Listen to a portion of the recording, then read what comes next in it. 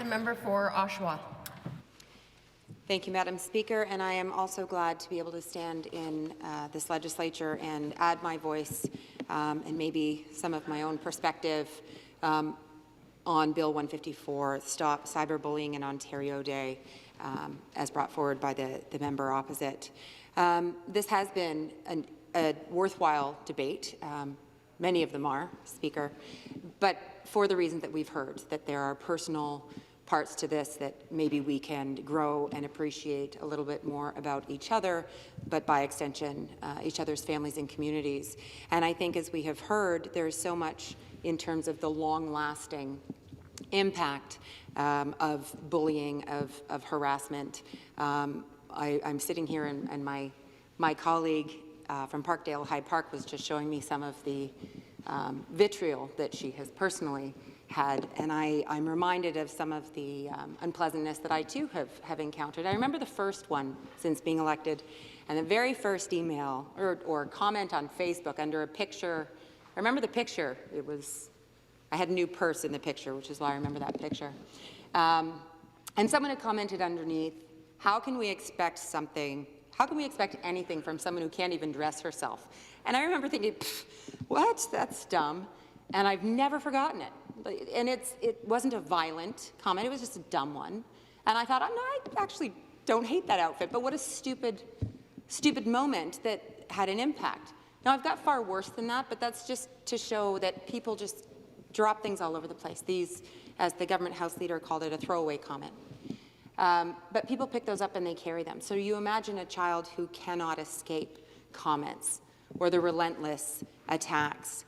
And I remember when the police came to speak to children at the school that I was teaching at. I was teaching at Glen Street, and an officer came to speak to children about cyberbullying. And we were in the library and talking about it. And the conversation ended up kind of diverging a bit from cyberbullying, because I've never loved the word bullying. I've always personally felt it wasn't big enough for the impact that it has. Others would disagree. It carries weight, and for children who grow up understanding the word bullying, it carries the weight for them. But the word that I would describe, if they were over 18, it might be harassment, right? And the member from Durham was talking earlier about making changes to the criminal code, about actually looking at how do we address this. You know, it's not just enough to point at it and say it's bad. What should those consequences be? We're not talking about hurt feelings and, you know, the opportunity for kids to, you know, grow a thicker skin, like the member from Sudbury talked about what he had to do. We're talking about, you know, criminal damage, really. And as the member from Kiiwetinoong, you know, reminded us that they can have very final impacts, that some children don't get to struggle and grow for the rest of their lives and hopefully overcome it. Some children end their lives at that point and never get the chance. So bullying is harassment, as far as I'm concerned, at the child level, and I think that calling it what it is or understanding it for the impact that it has is an important part of that. It can be threatening. It's always unwanted. It affects self-esteem. It affects people's behavior. You know, we have things that we say, and I say we kind of as society or as parents or as adults or as people who've been through it, and to help us understand that, you know, those who hurt others. That is not an excuse for behavior. It maybe helps us understand a bit, or as when I was an educator, I guess you're always an educator if you're an educator, but to recognize that a bully in your classroom, that there's often something behind that, and it's important for them to have a different kind of support to not just stop the behavior, but address the behavior and maybe change that behavior and support that child. But when your whole life is that, what do we do, right? The members brought forward this private members bill to stop cyberbullying, and that's important. To the member, I don't know that I love the third Friday in June. I think that it should be a friendly amendment. if you can maybe also have it in September as well, right? That idea of a fresh start in the year, and a looking ahead of the school year. And then something at the end of the school year on their way out the door as they're heading into their online lives a little more full-time, right? That reminder.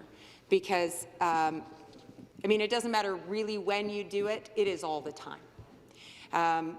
We've heard from the member from Nickel Belt that it is persistent. I would say relentless as well, right? That it is constant. It used to be, well, I don't know, I think it still is, but when we think about bullying on the playground, and we've talked about, you know, sort of in the old days or whatnot, that it was at school and then you maybe had that respite at home, that you had a sanctuary at home.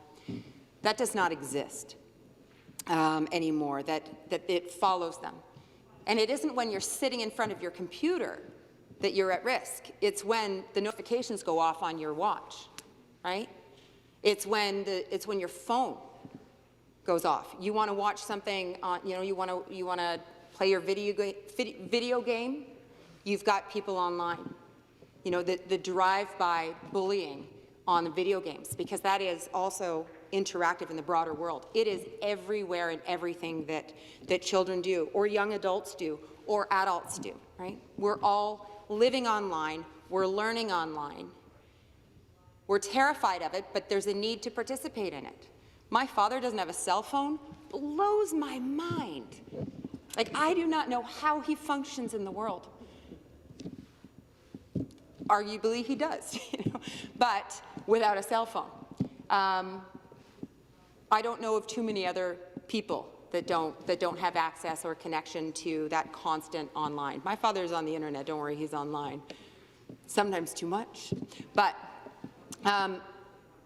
children can't necessarily escape it. And having taught in areas where there are different opportunities, areas that have poverty, new Canadians, that have diversity, cultural diversity, or background diversity. You know, we've got all sorts of folks, as we all do across our communities. So I'm going to ask you something. What will that look like right now with everybody living online in a different way, like with Zoom? At the beginning of the pandemic, when we started doing the Zoom calls, there was a time before we knew that word, eh? Or it meant something different. But these Zoom calls or these online forums where you see all the faces and backgrounds, and it's kind of fun, and we talk about it. It builds that community. When you see somebody's, you know, like, oh, I love what you've done in the kitchens, or their teenage kid takes milk out of the fridge and drinks it in the background, and you have a laugh, or you get to see how the puppy's growing up, or whatever, right? You're learning more about the people that you're interacting with. So what happens to the kid who's now not inviting friends to their home? They're now forced to have all of their classmates see over their shoulder and see that maybe they don't have nice things in the house. Or maybe they see that there's mental health challenges in the home. Or they see a parent or an older sibling that, you know, maybe they don't want their friends to see. We've all got stuff at home. So what happens to those kids when their reality is that now all of their classmates can see their home life, can make judgments? What happens when the teacher is disconnected temporarily and there's a free-for-all? What happens when we figure out some of these cool platforms for online education, and there are some pretty cool platforms and opportunities, the small groups and whatever. It'll be a challenge for the school boards to figure out how to monitor and how to have those accountability layers, because I think we're going to all have to grow together and be vigilant and be conscientious and careful with some of those pieces. And unfortunately, we can't figure that out now. We do have to watch some of that unfold and figure out how to support, but we do need to watch for it and do that. You know, I want to, I know I'm all over the map, but it's been such an interesting conversation in this room, and it has really reminded me of a number of pieces. The member from Durham, she and I share Oshawa. She's got the north end, and I've got kind of, you know, the majority of it. But there are a lot of us sitting here from the Durham region. I know the government says there's the Durham 4, but I think it's the Durham 7, technically, if I'm going to include myself in that. Anyway, a lot of us who know the challenges across Durham region, and especially when it comes to human trafficking, we know that we, like Windsor, like Peel, like many other areas, have major challenges in our community, safety challenges when it comes to most of the time young girls. And I have done, as the member from Durham was remarking, she and I have both done ride-alongs with the Durham Police, the Human Trafficking Unit.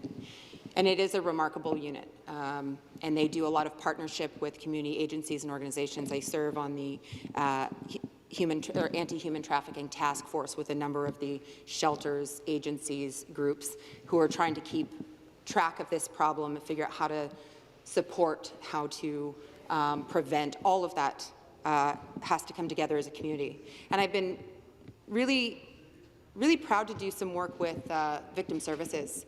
And it's just quiet in my spare time work, and all of us know in this room we don't have a lot of that, to take a look at the existing school curriculum and figure out age-appropriate places where you can pull some of the curriculum and victim services can put together maybe supportive resources for schools and for school boards. And it's not always about sexual exploitation and human trafficking, but about how to be safe online, you know, and how to recognize some of the predatory behaviors, whether it's not really a friend if you're, you know, if you haven't met them in real life and you wouldn't take them home to meet your family or whatever it is, right, age appropriate, about how to be safe online. Because there is so much everywhere. And that exploitation, when we hear horrible stories about human trafficking, that exploitation stems from a number of things, but stems from the opportunity. And the opportunity can be in real life, it can be online. Online is real life, you know what I mean. And predators, regardless of what they are hoping to accomplish, prey on those that they see as vulnerable. So if we have children who don't have the support either at home or who don't have a friend group or who can't find kindness anywhere in their lives because of cyberbullying or bullying generally, there are people waiting in the wings, folks, to prey on those individuals. And so we do have to connect all of these dots. We can't think that they all happen separately.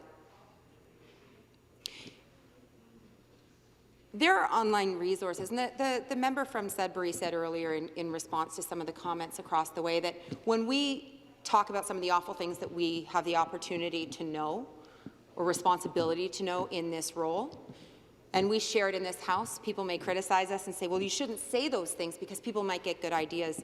Well, the fact of the matter is there are many people with ideas, and if they are a predator, they are going to find ways to be successful in preying on someone. And by the time we identify a way that they do harm, by the time we figure that out, they're already on to the next, folks, which is why we really do need to give our students and our children and our families the tools that they need to recognize harm when they find it. Man, I've got so many different notes here. As we've talked about the living online, learning online, bullying used to be the people that you know, right? And now it can be the people that you don't know, whether it's anonymity or it's, you know, it's the friend of a friend. But there's also the threat of that. When you are being targeted online, you know that every single person that you know and every single person that you've never met can see that. That trail of harm is permanent. That if someone used to tell a bad story about you, or you did something embarrassing, or you embarrassed yourself in the classroom or the hallway, people might tell that story and you'd be embarrassed, but now they've got a video of that thing that you did. And it will haunt you for the rest of your life, and it will harm you for the rest of your life. That's the reality now. You know, you make a poor choice, you make a mistake, you do something you know is wrong, but you just hope it'll go away. Somebody's got that photographic evidence. Somebody's got that video. How do you live with that? How many of you in this room are grateful that your university or your teenage years was not recorded? Like, I was a goody-goody my whole life. There were moments, but basically, I was, you know, I've always been pretty rule follower. I got some issues, you know, like I admit that. Hey, I hear you, Mr. Nichols.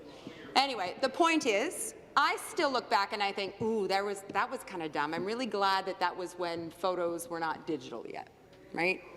I have that on my film and it's in my album and ain't nobody gonna see that choice of whatever it was I did, right? The point is, we have the opportunity to run for office because of each opportunity that has led to this one.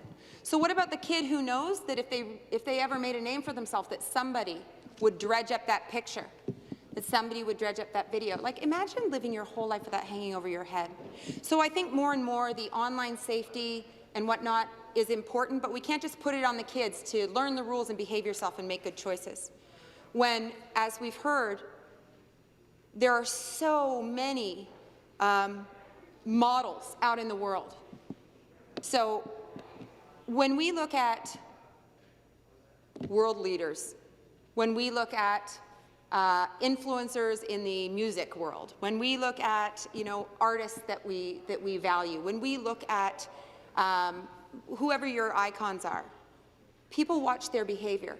And so when we see, I'll say, important people or influential folks who diminish a group of people or who say things like women shouldn't be believed, right? Or who say awful things against, whether it's our veterans or against certain neighbors. People hear that, they see that, and it reinforces it, right? And it's hard to avoid. We can't just put this on the kids and say, all right, let's remind them to be nice online. I mean, I used to tell my kids there's nothing worse that you could be than unkind, because unkind leads to everything else. Well, that's sort of a pat thing to say.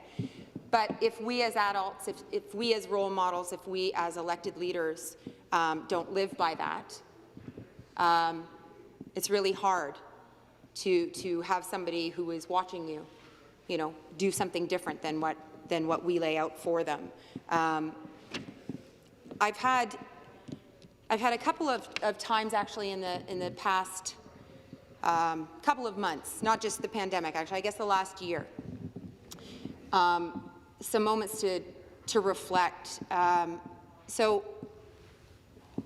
I have lived in many places, like many of us have. I grew up in Ontario, and then my dad's job took us to California, and I lived there for grade 8 and 4 years of high school, and then I came back and did university in Ontario. And while I was there, I went to Saugus High School. And Saugus High School is in the Santa Clarita Valley. Santa Clarita Valley, unlike the TV show. The TV show is not a nice depiction of. But unfortunately, Saugus High, that I have wonderful memories of, was in the news back in November because there was a school shooting, and there was a young man on his 16th birthday who shot 5 and killed 2 and turned the gun on himself. And still, anything that you look at, there's no clear motive or message or note, and that's something that I don't know how that community will ever be the same, or many communities where we see have school shootings and the aftermath. The aftermath can never be measured, neither can the loss. But oftentimes when we hear about school shootings, Speaker, it does come from unbelievable pain, or it does connect to bullying. And not to say that all cases lead to that, but it leads to immeasurable consequences that shape our children, that shape our adults, that shape ultimately our society and how we see ourselves and how we shape the world around us. And so I do think that, as we've all said during this debate, it is incumbent upon us to be the best versions of ourselves, not just for our communities, but honestly for the future of the communities, but also to challenge our friends and families to be a bit kinder. This bill is a perfect place to talk about prevention and awareness, but also that interconnectedness of all of our experiences. We do have a lot of responsibility to take and connect this and go that one step further and make sure that we resource and fund and support what we hear from experts, and we make sure that the world is a safer, better place for our children, for their children, for all of our friends and neighbors. Thank you, Speaker.